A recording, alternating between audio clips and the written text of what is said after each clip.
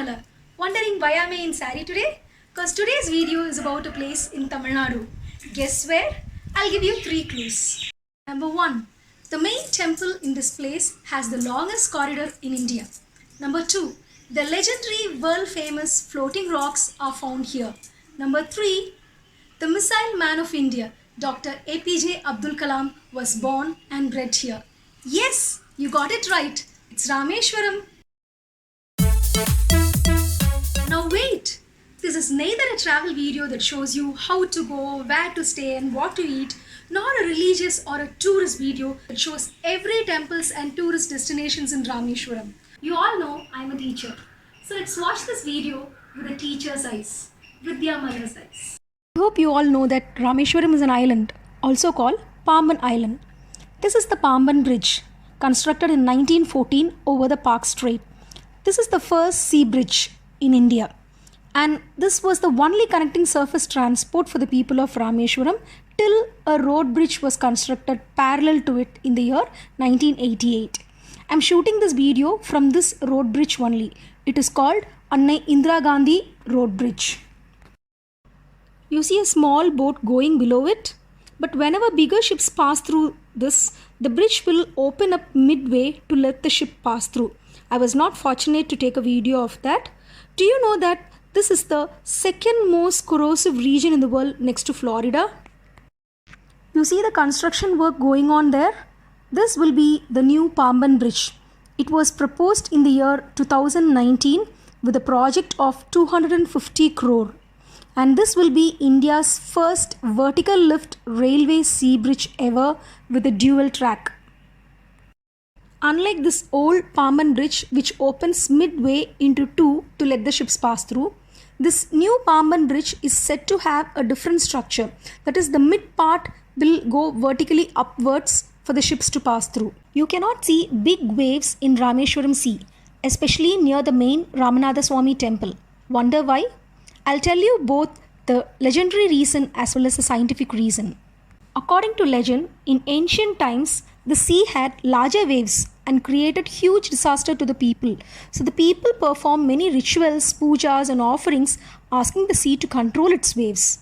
Now, the scientific reasons are, usually whenever the sea is very deep and has strong winds, they create big waves. But here, the sea is not deep, and the presence of coral reefs around them pacifies the flow of sea waves.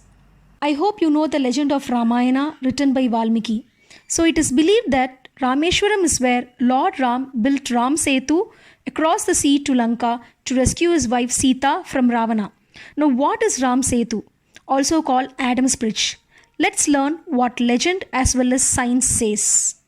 Legend says that Nal and Neel, the two Varanas are intelligent warrior monkeys, just like our Marvel heroes.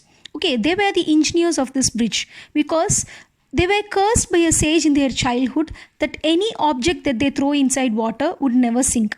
So they made a bridge to Lanka in just 5 days using the stones. Geologically, Ram Setu is actually a chain of natural limestone shoals, coral reefs forming ridges with deep channels between them. They start from the tip of Dhanushkodi and ends in Sri Lanka's Mannar Island. The sea here rarely exceeds 1 meter deep, and Ramanatha Swami temple records state that it was fully above sea level and was passable on foot till a cyclone broke it in 1480. Now, are these floating stones real?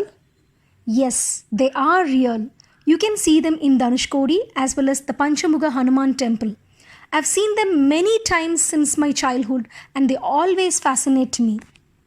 I have seen, touched and played with these floating rocks many times and they look just like an ordinary coral rock. I'm sure if I keep a normal coral rock and this floating stone next to each other, you will not be able to find the difference. So my question is, why is this particular rock floating?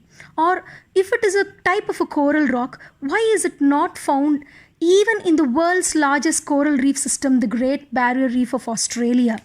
Some say these stones have air cavities in them, but trust me, even broken pieces of these rocks float.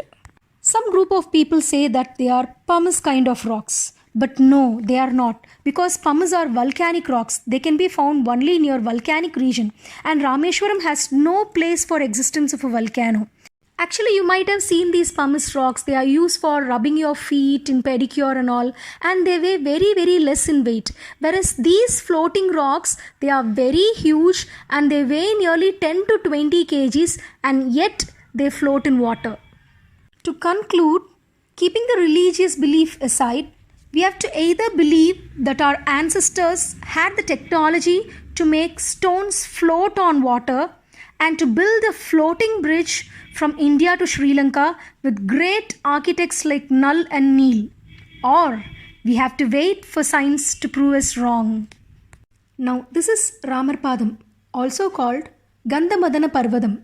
The word Parvadam means mountain. In ancient times, there was a mountain here, and this was the highest point in Rameswaram. And it is believed that it was from this place Lord Ram had a view of Sri Lanka. But now, definitely you cannot Sri Lanka from here. But I assure you, the view from here is spectacular, and you can even see the sea from here. This place is called Villundi Tirtham. The word Villundi means the place pierced by arrow, and Tirtham means holy water. You see that small well shape over there? That's the spring in the sea. I tasted the water and it was not saline. I don't know the scientific reason behind it. According to the legend, after rescuing Sita and returning back to his birthplace Ayodhya, Sita Devi was thirsty and asked for water. So Lord Ram shot his arrow into the sea, and from that place a spring emerged. The beach here is so beautiful and calm. The water is so pure and transparent, and there are no waves. It's very shallow and safe. In fact, this is one beach in Rameswaram where I collected lot of coral rocks and a variety of seashells. Come, let's go to Dhanushkodi, the abandoned town which was once full of life. This is the beautiful view on the way to Dhanushkodi. You can see the sea on both sides, Bay of Bengal and Indian Ocean. On 22nd December night, a cyclone with a wind velocity of 280 km per hour crashed into Dhanushkodi. Sea waves rose as high as 20 feet and demolished the entire village, taking away 1,800 lives along with it. Since then, Dhanushkodi was considered ghost town and it became uninhabited. The very same night, a train that was coming from Pamban to Dhanushkodi, which was just 5 minutes away from the station, was suddenly hit by a 20 feet high tidal wave. It engulfed the entire train into the sea along with 115 people. Since the 1964 cyclone, there is no electricity here, and the local fishermen folk use only solar panels. Before 1964 cyclone, Dhanushkodi used to be as huge and rich as Rameswaram. What you're seeing now is only half of it. It had post office, railway station, hospital, church, temples, and many more buildings. During 2004, preceding the tsunami, the seawater receded 500 meters, exposing the submerged part of Dhanushkodi. This is the ruins of the old Dhanushkodi church. You can see they've constructed it with ordinary rocks as well as coral rocks. I was so surprised to see coral rocks between them. This church stands as a painful memory of the lives lost in the 1964 cyclone. Dhanushkodi has so many shops selling a variety of seashells in different shapes, sizes, and colors. They make keychains, wall hangings made out of real starfish, other ornaments. They also make clips, bands, and jewels.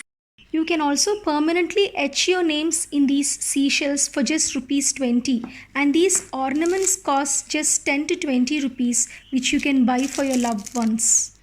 Let's go to the last land of India, Arichal Munai, also called Ramsetu Viewpoint. Ramsetu Bridge starts from here. This beautiful place is a must-see destination when you come to Rameswaram. The Dhanushkodi road was extended till Arichal Munai only in 2017. The road ends in the beach with a pillar having our Indian emblem. Before 2017, visiting this place was very difficult. We have to hire private jeep or vans, and if it is rainy season, it will be closed. Arichanmulai is a point where two big water bodies meet, the Bay of Bengal and Indian Ocean. We can actually see the two different characteristics of these water bodies. One side we can see very big waves and the sea is very rough, whereas on the other side we can see that the water body is so calm and quiet. Some people say that Sri Lanka is visible from here, but actually Sri Lanka is 20 km from here, and what we see here are just sandbars. Various images on Google show that it looks different each day. During high tide, a large portion of land is submerged, making it look closer, but when the tide is low, you can walk a couple of kilometers inside the sea. Hope you enjoyed watching this video. Do like, share and subscribe my channel and support me. See you soon in my next video. Until then, bye-bye.